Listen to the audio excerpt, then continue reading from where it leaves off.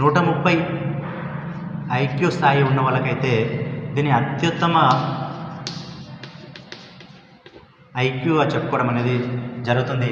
Next వచ్చేసి 120 నుంచి 129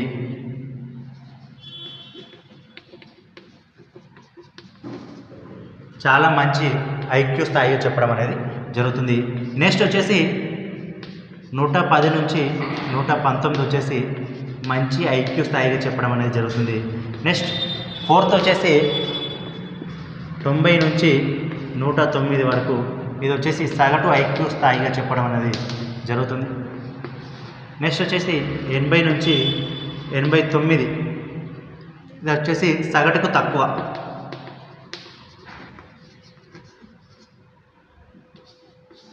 next వచ్చేసి 70 నుంచి 79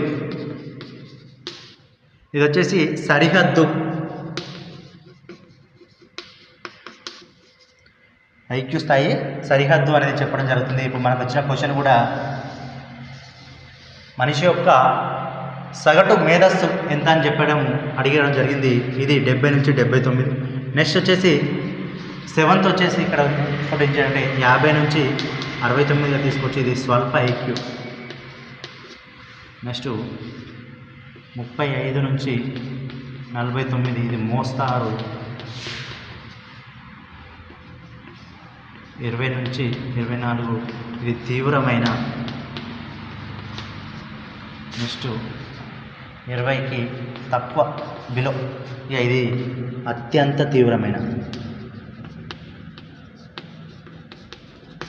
ఇది ఐక్యూ స్థాయిని కొలిచేటువంటి సూచిగా చెప్పుకోవడం అనేది జరుగుతుంది.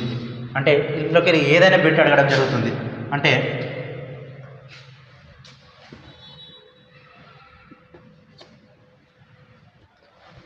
130 ఐక్యూ స్థాయి ఉంటే వారిని అత్యుత్తమంగా చెప్పుకోవడం జరుగుతుంది.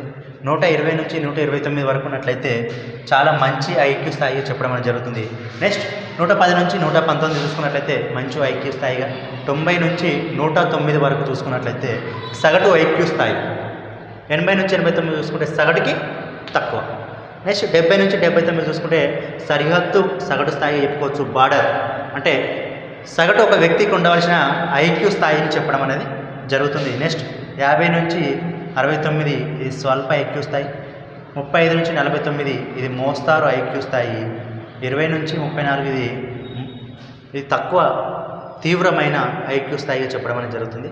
20కి తక్కువ ఉంటే ఈ అతి తీవ్రమైన ఐక్యూ స్థాయిగా